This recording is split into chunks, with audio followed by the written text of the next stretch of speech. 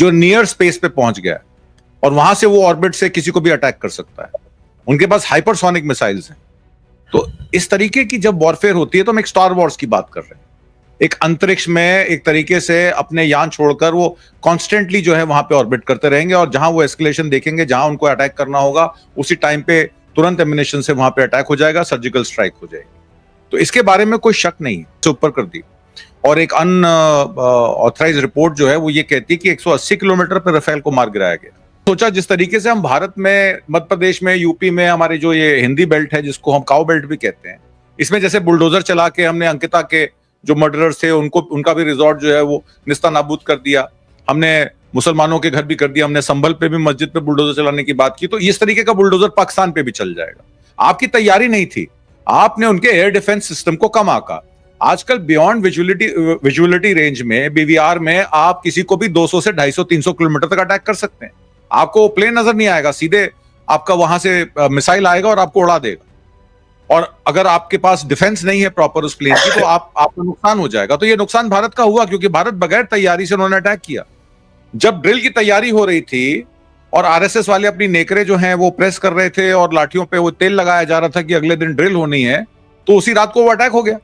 तो इसका अस्सलाम वालेकुम दोस्तों, पाकिस्तान ने सिर्फ और सिर्फ 6 घंटे मारा है और इस कदर मारा है कि दोस्तों तबाही मची हुई थी। 26 टारगेट पाकिस्तान ने सेट किए थे, सभी के सभी में ठुकाई की है। और दोस्तों आज की खबर है कि बरामूस टाक में जो आग लगी थी दोस्तों वो आज जाकर बुझी है और उसके बाद रेडिएशन फैलना शुरू हो गई है। ये कहा जा रहा है कि वहाँ पर भारत ने बरामूस में छोटे वार हेड भी रखे हुए थे जो पाकिस्तान पर किसी भी वक्त चलाने का उनका प्लान था, लेकिन उनमें ये हो रहा है कि रेडिएशन खारिज होना शुरू हो गई है। उसके आस पास ये कहा जा रहा है कि 17 किलोमीटर के हदूद के अंदर बिल्डिंग्स को खाली करवाकर लोगों को दोस्तों दूर दराज इलाकों में भेजा जा रहा है सरकारी खर्चे पर। और ये भी कहा जा रहा है कि बरामूस के साइड इफेक्ट काफी अरसे तक वहां पर रहेंगे क्योंकि एक दो बरामूस थे नहीं। ये भी दोस्तों, एक तो आपने ऊपर से आग देखी होगी, हम सभी ने देखी है, बहुत खतरनाक किस्म की आग थी। ऐसी आग हमने कभी देखी नहीं है। वैसे आग तो आप देखें तो वो बुझ जाती है, वो ऐसी आग थी जैसे कि चेरनोबिल में आग लगी थी, एक न्यूक्लियर पावर प्लांट की आग थी। तो यहाँ पर ये कहा जा रहा है कि ऊपर तो बरामूस का एक बहुत बड़ा स्टॉक था, लेकिन दोस्तों जमीन के अंदर अंडरग्राउंड भी एक बरामूस का बहुत बड़ा स्टॉक था। उसमें जब आग पहुंची है तो वहां पर एक धमाका हुआ है और दोस्तों वहां पर मिसाइल उड़ उड़कर इधर उधर जा रही है और इसने भारत को इतना साइकोलॉजिकली इफेक्ट किया है कि भारत ने फिर अमेरिका से कांटेक्ट करके सीज फायर करवाया था क्योंकि भारत उस वक्त समझ गया था कि इसके बाद तो पाकिस्तान फिर कुछ छोड़ेगा ही नहीं। दूसरी बात यह है कि भारत में समझदार लोग भी हैं और आपने देखा कि वो कैसे पाकिस्तान के हथियारों की तारीफ कर रहे हैं। दोस्तों सभी बातें छोड़िए, अब पाकिस्तान को देखें तो पाकिस्तान ने सिर्फ और सिर्फ अपने JF-17 थंडर ब्लॉक 3 से इतनी तबाही मचाई है। अब पाकिस्तान के पास आने वाला है J-35। पहले रिपोर्ट आई थी दोस्तों, भारतीय मीडिया कह रहा था कि पाकिस्तान के पास J-35 आए थे, लेकिन वो रिपोर्ट सही नहीं थी। J-35 चाइना के अपने स्टॉक में शामिल है और वो चाइना दे रहा था, लेकिन पाकिस्तान ने उस वक्त लिए नहीं है क्योंकि पाकिस्तान चाहता था कि हम अपने JF-17 थंडर को इस्तेमाल करके टेस्ट कर ले। खुद सोचे कि पाकिस्तान की सोच कितनी आगे की थी। और अब जब पाकिस्तान J-35 ले आएगा वो दोस्तों फुल स्टेल्थ, ये अपने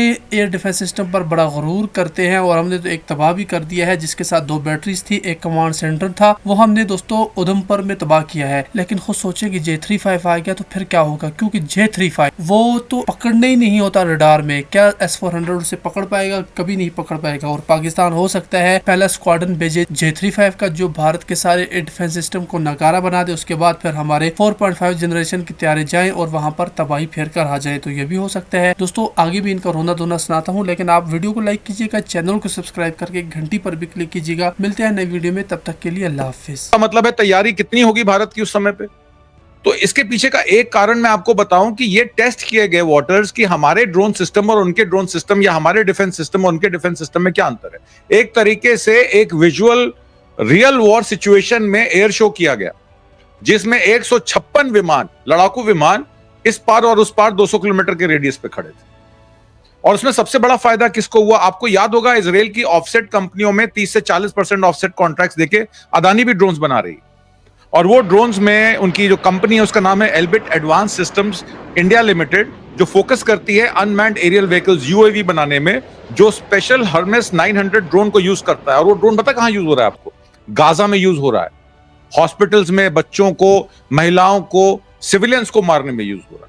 तो हम तो ऑलरेडी वॉर मशीनरी बना चुके हैं हिंदुस्तान में। दूसरी कंपनी का नाम बताता हूं, PLR सिस्टम्स। PLR सिस्टम्स की लोकेशन क्या है? ग्वालियर मध्य प्रदेश में। वो लोग क्या बनाते हैं? वो टेवोर असॉल्ट राइफल्स बनाते हैं, गलिल स्नाइपर राइफल्स बनाते हैं, नेगेव लाइट मशीन गन्स बनाते हैं, एआई बेस्ड फायरिंग सिस्टम्स बनाते हैं। और अदानी साहब इस सारे लोकल प्रोडक्शन को लेवरेज कर रहे हैं ताकि मिलिट्री हार्डवेयर सप्लाई इजराइल को रहे। हम एक तरीके से इजराइल के इतने नजदीक आ गए हैं मोदी जी के चलते कि इस वॉर में यह भी कहा जा रहा था ये तो यहूदी हिंदू इकट्ठे हो गए हैं, इसलिए इस्लामिक कंट्रीज ने मिलकर इस पे सीज फायर के लिए अमेरिका पे प्रेशर बनाया कि भाई इसको सीज फायर कराइए, नहीं तो ये बड़े धर्म युद्ध में कन्वर्ट हो जाएगा। सीज फायर का ये भी लॉजिक दिया जा रहा है। तो जिस तरीके से इंडिया ने गाजा सीज फायर का सपोर्ट किया था यूएन में दिसंबर 2023 में, 2024 के रेजोल्यूशन में भारत वहां से अपने आप को आर्म्स एम्बार्गो जो इजराइल पे लगानी थी उस रेजोल्यूशन में गायब हो जाता है। तो आप ये मान सकते हैं कि भारत अब युद्ध के फेवर में है। अब हम बुद्ध और गांधी का देश नहीं रहे, अब हम सावरकर और मोदी जी के देश में प्रवेश कर चुके हैं, जहां वॉर मशीनरी, जहां लड़ाई करनी, जहां वेपन्स बनाने और जहां पे युद्ध करना एक आम सी बात हो जाएगी, एक आम सी धारणा हो जाएगी। तो ये हम इस तरफ बढ़ चुके हैं। दूसरी तरफ जैसे मैंने आपको बताया कि कोई भी बिजनेस जो होता है उसके पीछे एक कॉमर्स होती है या उसके पीछे एक फायदा सोचा जाता है। तो इसमें सिवाय कॉर्पोरेट्स को लाभ पहुंचाने के, एक अपना मोदी जी का जो वो ईगो है या जो उनकी जो रिप्रेजेंटेशन है कि बिहार इलेक्शन से पहले मैं कैसे इतना बड़ा हो जाऊं कि मोहन भागवत भी मुझसे 2 बार बात करने से पहले पूछें कि भैया किसको बनाना है बीजेपी का अध्यक्ष। आपको याद होगा आपके जाने से पहले बात चल रही थी कि बीजेपी प्रेसिडेंट कौन बनेगा, संजय जोशी बनेंगे या कोई और बनेगा, कई नाम चल रहे थे और सडनली उसको सबको रेस्ट दे दिया जाता है। नड्डा साहब अभी भी कार्यवाहक प्रेसिडेंट बने हुए हैं क्योंकि भारतीय जनता पार्टी या मोदी जी की नजर, जो भी वो इंटरनेशनल चीजें करते हैं उनकी नजर सिर्फ डोमेस्टिक पॉलिटिक्स पे होती। वो अपने आप को सम्राट घोषित कर चुके हैं संगोल की राजनीति में, आपने पार्लियामेंट में देख लिया, इसलिए वो टस से मस नहीं होना चाहते। और चाइना से पंगा लेने का उनका कोई अनुमान नहीं है क्योंकि $100 बिलियन का हमारा ट्रेड डेफिसिट है। और आपको याद होगा बाइडेन ने क्वाड 4 बनाई थी और बाइडेन ने क्वाड 4 में एक ऑलिव ब्रांच, ट्रंप एडमिनिस्ट्रेशन लगाया हमारे पीछे और इसी वजह से पूरा दुनिया में, जैसे आपने आज का टाइटल दिया, हमारे साथ आज कौन खड़ा हुआ है? एक भी देश ने हमारे लिए उनके क्लियरली ये नहीं बोला कि हम आपके साथ हैं। यहां तक फ्रांस ने भी नहीं कहा है, जिसका रफेल हम 2,500 करोड़ के अब अगले रफेल हम खरीदने जा रहे हैं, जो एक और साइन किया है एग्रीमेंट हम। और मेरे साथ लड़ाई में गिरा रफेल या नहीं गिरा, इट्स इमैटेरियल। लड़ाई होगी, नुकसान होगा। ये इश्यू ही नहीं बनना चाहिए। गिर गया। आप मिला के भारत ने जो अपना स्टैंड है वो बहुत खराब कर लिया। जैसे टर्की का अगर आप एग्जांपल लीजिए तो टर्की बेसिकली, जैसा कि मैंने बताया कि हमेशा से अमेरिका के साथ रहा है। उन्होंने जिक्र किया हमारे साथी ने कि ईरान के साथ हम अपने संबंध क्यों नहीं मजबूत रखते हैं। देखिए मेरा ये माने व्यक्तिगत तौर पे ये नहीं है कि आप किसी से दोस्ती करते हैं तो पीछे के दोस्तों से अपने संबंध खराब कर दीजिए, ये नहीं होता है। तो भारत जो है वास्तव में अलग थलग पड़ गया था और इसलिए अलग थलग पड़ गया था क्योंकि पूरा फोकस जो है भारत सरकार का वो भारत के कल्याण के लिए नहीं है, भारत की विदेश नीति के लिए नहीं है, बल्कि अपने 2 बंधुओं के जो क्रोनी कैपिटलिज्म का मामला है, जो अपने 2 लोग हैं उनके लिए वो किसी हद तक जा रहा है। तो इससे भारत का नुकसान हो रहा है, देश हार रहा है, व्यक्ति जीत रहे हैं और देश कमजोर हो रहा है। अरुणाचल में चीन ने 23 जगहों के नाम बदल दिए तो भक्त उसको डिफेंड कर रहे हैं। में रहते हैं 20 किलोमीटर के ऊपर के रेडियस में भी उन्होंने एक J-36 3 इंजन का प्लेन बना लिया जो नियर स्पेस पे पहुंच गया और वहां से वो ऑर्बिट से किसी को भी अटैक कर सकता है। उनके पास हाइपरसोनिक मिसाइल्स हैं। तो इस तरीके की जब वॉरफेयर होती है तो हम एक स्टार वॉर्स की बात कर रहे हैं। एक अंतरिक्ष में एक तरीके से अपने यान छोड़कर वो कॉन्स्टेंटली जो है वहां पे ऑर्बिट करते रहेंगे और जहां वो एस्केलेशन देखेंगे, जहां उनको अटैक करना होगा, उसी टाइम पे तुरंत एमिनेशन से वहां पे अटैक हो जाएगा, सर्जिकल स्ट्राइक हो जाएगी। तो इसके बारे में कोई शक नहीं। भारत ने पाकिस्तान के साथ ये युद्ध क्यों किया, इस पर मैं जरा सफाई देना चाहता हूं कि ये एस्केलेशन हुई क्यों। ये एस्केलेशन पहलगांव के आतंकवाद को तो एक मोहरा बनाया गया, उसको एक बेस बनाया गया, क्योंकि वो चारों आतंकवादी और उनके हैंडलर्स का अभी तक पता नहीं लगा। और मजे की बात यह है कि इससे पहले कि हम इनाम घोषित करते हैं उन पे 20-20 लाख रुपए का, हमने पाकिस्तान पर अटैक कर दिया। हमने सोचा जिस तरीके से हम भारत में, मध्य प्रदेश में, यूपी में हमारे जो ये हिंदी बेल्ट है जिसको हम काउ बेल्ट भी कहते हैं, इसमें जैसे बुलडोजर चला के हमने अंकिता के जो मर्डरर्स थे उनका भी रिजॉर्ट जो है वो निस्ता नाबूद कर दिया। हमने मुसलमानों के घर भी कर दिया हमने, संभल पे भी मस्जिद पे बुलडोजर चलाने की बात की। तो इस तरीके का बुलडोजर पाकिस्तान पे भी चल जाएगा। आपकी तैयारी नहीं थी, आपने उनके एयर डिफेंस सिस्टम को कम आंका। आजकल बियॉन्ड विजुअलिटी रेंज में, बीवीआर में आप किसी को भी 200 से 250-300 किलोमीटर तक अटैक कर सकते हैं। आपको प्लेन नजर नहीं आएगा, सीधे आपका वहां से मिसाइल आएगा और आपको उड़ा देगा। और अगर आपके पास डिफेंस नहीं है प्रॉपर उस प्लेन की, तो आपको नुकसान हो जाएगा। तो ये नुकसान भारत का हुआ, क्योंकि भारत बगैर तैयारी से उन्होंने अटैक किया।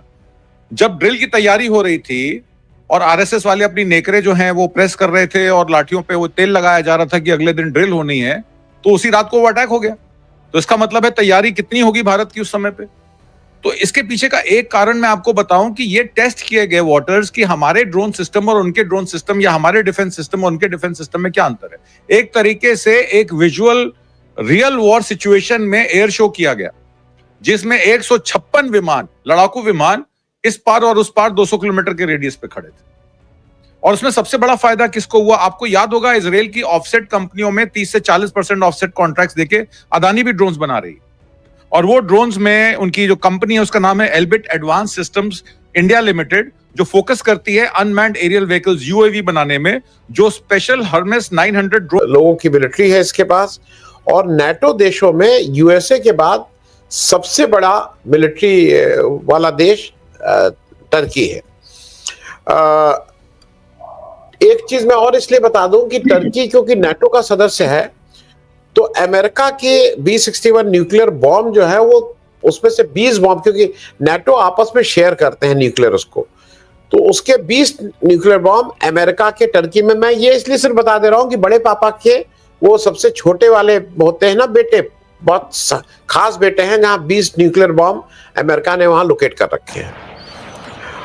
मैं एक चीज और बता दूं, टर्की में 99.8% मुस्लिम पॉपुलेशन है, सुन्नी। भी शायद एक डच न्यूज़पेपर है, फ्रेंच न्यूज़पेपर है, आज उसने खबर छापी है। एक्चुअली राफेल का जो शेयर था वो गिर गया था, और चाइना का एक मिसाइल है उसका शेयर 37% बढ़ गया था। तो राफेल मार गिराया गया या नहीं गिराया गया, इस पर भारत सरकार की कोई स्पष्टीकरण नहीं है। रही बात भक्तों ने तो टीवी पर कराची पाकिस्तान पर कब्जा कर लिया, आधा पाकिस्तान जीत लिया और बलूचिस्तान को डिसइंटीग्रेट कर दिया है भक्तों ने। वो तो जनता को ऐसे बता रहे हैं झूठ को कि उन्होंने बेसिकली भारत ने समेट दिया पाकिस्तान को। लेकिन मैं एक हकीकत 2 लाइन में बता दूं कि भारत का जो इन लोगों ने नुकसान किया है वो बहुत समय लेगा, उसकी भरपाई बहुत मुश्किल होगी, क्योंकि बेसिकली इन लोगों ने जो डैमेज किया झूठ से, मीडिया से, और कहीं कोई इन लोगों ने ईमानदारी से काम नहीं किया। आज एक वीडियो वायरल हो रहा है प्रिंट का, जिसमें ये साफ साफ बताया गया कि अमेरिकन एक कंपनी है जो डिजिटल फोटोज बेचती है, मैक्सर कंपनी है। और एक और बात कही जा रही है कि पाकिस्तान का ऑर्गेनाइजेशन है जो जिसको अमेरिका ने बैन किया, और वो चैरिटेबल काम के नाम पर चंदे इकट्ठा करके इधर उधर करके, और वो न्यूक्लियर वेपन और मिलिट्री का एक फेलियर ही था। तो ये सब मामला जो है वो भारत को कमजोर बनाता है। दूसरी बात, मिला के भारत ने जो अपना स्टैंड है वो बहुत खराब कर लिया। जैसे टर्की का अगर आप एग्जांपल लीजिए तो टर्की बेसिकली जैसा कि मैंने बताया कि हमेशा से अमेरिका के साथ रहा है। उन्होंने जिक्र किया हमारे साथी ने कि ईरान के साथ हम अपने संबंध क्यों नहीं मजबूत रखते हैं। देखिए मेरा ये माने व्यक्तिगत तौर पे ये नहीं है कि आप किसी से दोस्ती करते हैं तो पीछे के दोस्तों से अपने संबंध खराब कर दीजिए, ये नहीं होता है। तो भारत जो है वास्तव में अलग थलग पड़ गया था, और इसलिए अलग थलग पड़ गया था क्योंकि पूरा फोकस जो है भारत सरकार का वो भारत के कल्याण के लिए नहीं है, भारत की विदेश नीति के लिए नहीं है, बल्कि अपने 2 बंधुओं के जो क्रोनी कैपिटलिज्म का मामला है, जो अपने 2 लोग हैं उनके लिए वो किसी हद तक जा रहा है। तो इससे भारत का नुकसान हो रहा है, देश हार रहा है, व्यक्ति जीत रहे हैं और देश कमजोर हो रहा है। अरुणाचल में चीन ने 23 जगहों के नाम बदल दिए, तो भक्त उसको डिफेंड कर रहे हैं कि भाई नहीं, देखिए नाम बदल देने से क्या नाम बदल जाएगा? अरे भाई तू नाम ही क्यों बदल देगा, कैसे बदल देगा? और दूसरी बात जो आपका दूसरा सवाल था, एक्चुअली इन ट्रोल आर्मीज का बेसिकली ये एक तरह से ह्यूमन बॉम्ब है।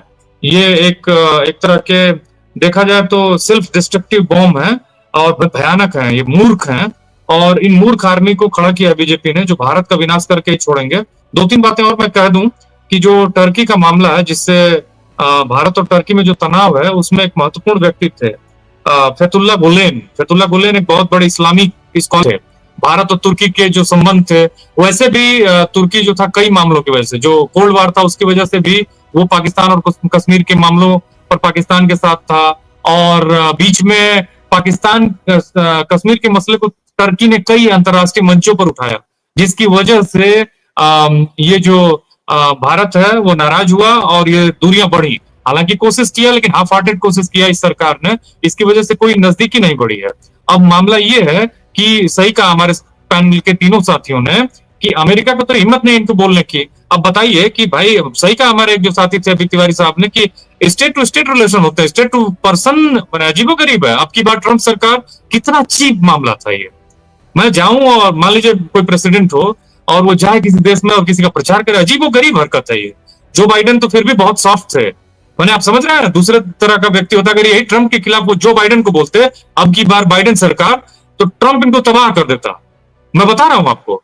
तो ये आप सोचिए कि जिस आदमी की सोच ऐसी हो, वो पक्ष लेता हो दूसरे देशों के आंतरिक मामलों में, वो क्या किस तरह का विजन होगा उसके पास। इनका एक वीडियो वायरल हो रहा है हमारे माननीय प्रधानमंत्री का, वो आपने देखा होगा, वो अदालत वाला जो करते हैं शर्मा जी हैं, और दूसरा उनका वायरल हो रहा है मीट को खाने के लिए। इनके जो विचार हैं आप 1 घंटे सुन लीजिए तो आप जान जाएंगे कि एक्चुअली ये कितने वाइज और कितने इनलाइटेंड हैं। तो कुल मिला के बहुत नहीं मैं कहना चाहता हूं, मामला यह है कि पूरा लीपापोती कर दिया है और गोबर से कर दिया है। दिक्कत यही है कि ये सब कैसे, ये डैमेज कंट्रोल कितने दिनों में होगा, ये वो सवाल है जो खड़ा है। हमारे जो पहले साथी थे पैनल के, उन्होंने बताया ना, ऐसे बहुत सारी चीजें खोदने पे निकल जाएंगी कि क्या क्या अंदर का मामला है, जिसके लिए देश खाली बस एक रेटरिक हो, अलंकार हो, और पर्सनल लाभ जो है देश के लोगों को दमन करने के लिए, उनको दबाने के लिए पैसा इकट्ठा करना और राजनीतिक पावर में बने रहना और अपने आप को बचाए रहना और बचे रहना, जिसका उद्देश्य वो क्या देश बचाएगा। ये सब वो मामले हैं, बहुत ही दुर्भाग्यपूर्ण। जी जी, मैं अजय जल्दी से 1-2 चीजें आपसे पूछ लूं। एक तो डॉक्टर संदीप, जो आपने बात कही थी कि अगर ट्रम्प जी होते और मोदी जी जाके बाइडेन के लिए कहते कि अब की बात बाइडेन सरकार, मैं याद इसलिए दिला दूं, बाइडेन साहब ने भी कम नहीं किया था। मैं दर्शकों को ये याद दिला दूं, जब इन्होंने कहा अब की बार ट्रम्प सरकार, तो उसके बाद करीब 2.5 साल तक भारत में अमेरिका का राजदूत नहीं भेजा बाइडेन ने। There was no ambassador in India for next 2.5 years। और आपने एक 4G अफेयर को यहाँ पे लगा दिया था। 4G अफेयर का मतलब ये होता है कि हर चीज में वो अमेरिका में पूछता है कि साहब इसमें आया है, क्या करें। तो वहां से जब आता है तब वो फिर यहाँ वो अपने एम्बेसडर, और 4G अफेयर में ambassador is the extension of that sovereign in your country. वो उस देश के हिसाब से आपसे इंडिपेंडेंट है अपने निर्णय लेने के लिए। 4G अफेयर्स नहीं है। और ये भी याद रखिएगा कि उस 2.5 साल के बीच पाकिस्तान के यहाँ फुल फ्लेजेड अमेरिकन एम्बेसडर था, चीन में फुल फ्लेजेड अमेरिकन एम्बेसडर था, नेपाल में फुल फ्लेजेड अमेरिकन एम्बेसडर था, श्रीलंका में फुल फ्लेजेड एम्बेसडर था, बांग्लादेश, सबके पास थे। भारत में ऐसा नहीं है बाइडेन ने आपके साथ नहीं किया। बाइडेन गाली गलौज वाला आदमी नहीं है, लेकिन बाइडेन भी वो मानवीय गुण उनमें भी हैं। उन्होंने भी आपको पूरी तरह से वो किया था और उसकी वजह से दिक्कतें हुई थी जो क्वांटिफाई नहीं हो पाती हैं। उसका शायद क्वांटिफाई होना, आप तो पढ़ाते हैं, कोई टीचर अगर किसी क्लास में 6 महीने तक पढ़ाने ही नहीं आए और बच्चा उसके बाद भी पास हो गया, तो ये थोड़ी है कि वो पास हो गया तो अरे भाई, अगर टीचर 6 महीना पढ़ाने नहीं आ रहा है तो कहीं ना कहीं तो गड़बड़ हो ही रही है। आप रिसर्च स्कॉलर से उस क्लास को किसी तरह से चलवा दे रहे हैं लेकिन ओवरऑल तो बच्चे का कहीं का उस पर तो नुकसान हुआ ही है। मैं अजय जरा एक चीज आपसे पूछ लूं, ये ट्रम्प का भाई ये पीस मेकर बनने की इतनी वो है कि वो अब बार बार कह रहे हैं कि कहीं से ये भी आवाज उठने लगी कि नोबेल पीस प्राइज, लेकिन दूसरी तरफ रूस और यूक्रेन में तो वो नहीं रुकवा पाए।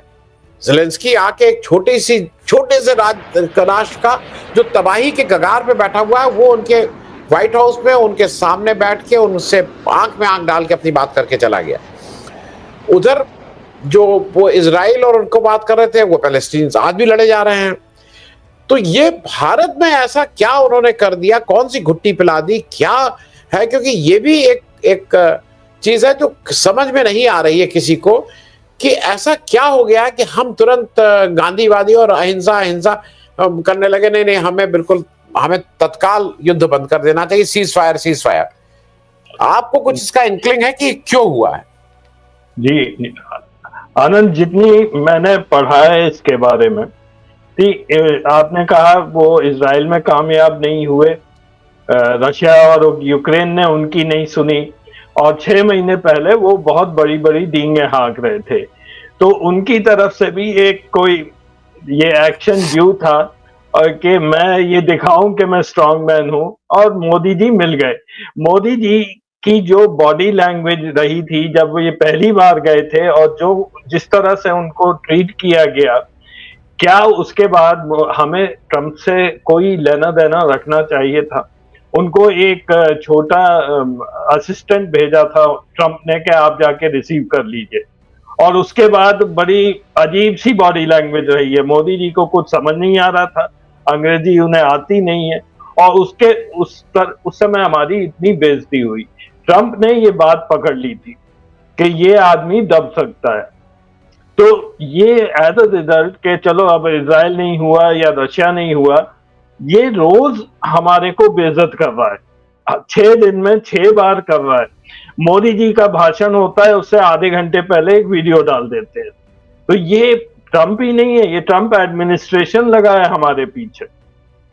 और इसी वजह से पूरा दुनिया में, जैसे आपने आज का टाइटल दिया, हमारे साथ आज कौन खड़ा हुआ है? एक भी देश ने हमारे लिए उनके क्लियरली ये नहीं बोला कि हम आपके साथ हैं। यहां तक फ्रांस ने भी नहीं कहा है, जिसका रफेल हम 2,500 करोड़ के अब अगले रफेल हम खरीदने जा रहे हैं, जो एक और साइन किया है एग्रीमेंट हम। और मेरे साथ लड़ाई में गिरा रफेल या नहीं गिरा, इट्स इमैटेरियल। लड़ाई होगी, नुकसान होगा। ये इशू ही नहीं बनना चाहिए। गिर गया गिर गया। आप एनीवेज अच्छा हुआ उनका। मैं जब आपने बात की है ग्लोबल साउथ की और वेस्टर्न इन्फ्लुएंस की, तो मैं आपको बता दूं कि अब दुनिया में कुछ बदलाव आए, और उन बदलावों में वेस्टर्न इन्फ्लुएंस जो है वो धीरे धीरे खत्म होता जा रहा है। इंडो पैसिफिक की तरफ हम आ गए, जिसमें ग्लोबल साउथ एक बहुत बड़ा रोल प्ले कर रहा है, क्योंकि मैन्युफैक्चरिंग प्रोडक्शन का चाइना एक बहुत बड़ा हब बन चुका है। 1 ट्रिलियन का ट्रेड सरप्लस कोई भी कंट्री नहीं करता है चाइना के अलावा।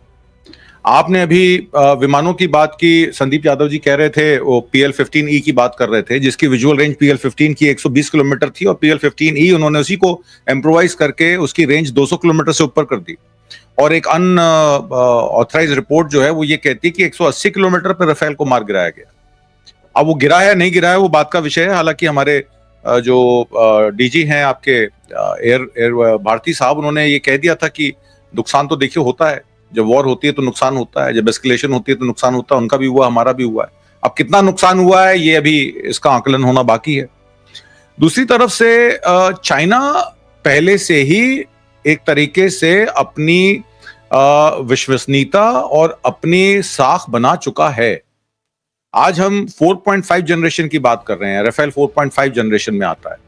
J-10 और JF-17 जो चाइना द्वारा कोलैबोरेशन में निर्मित विमान जेट फाइटर्स पाकिस्तान के पास हैं, वो भी 4.5 उसके जनरेशन के आते हैं। चाइना ने ऑलरेडी 6th जनरेशन का फाइटर प्लेन भी बना लिया है। हमारे जैसे, अब आप अमेरिका गए थे, अमेरिका में अगर आप जाते हैं तो आप 35, 40, 50 हजार फीट पे उड़ते हैं, तो करीब 20 किलोमीटर के रेडियस में रहते हैं। 20 किलोमीटर के ऊपर के रेडियस में भी उन्होंने एक J-36 3 इंजन का प्लेन बना लिया, जो नियर स्पेस पे पहुंच गया है, और वहां से वो ऑर्बिट से किसी को भी अटैक कर सकता है। उनके पास हाइपरसोनिक मिसाइल्स हैं। तो इस तरीके की जब वॉरफेयर होती है तो हम एक स्टार वॉर्स की बात कर रहे हैं। एक अंतरिक्ष में एक तरीके से अपने यान छोड़कर वो कॉन्स्टेंटली जो है वहां पे ऑर्बिट करते रहेंगे, और जहां वो एस्केलेशन देखेंगे, जहां उनको अटैक करना होगा, उसी टाइम पे तुरंत एमिनेशन से वहां पे अटैक हो जाएगा, सर्जिकल स्ट्राइक हो जाएगी। तो इसके बारे में कोई शक नहीं है।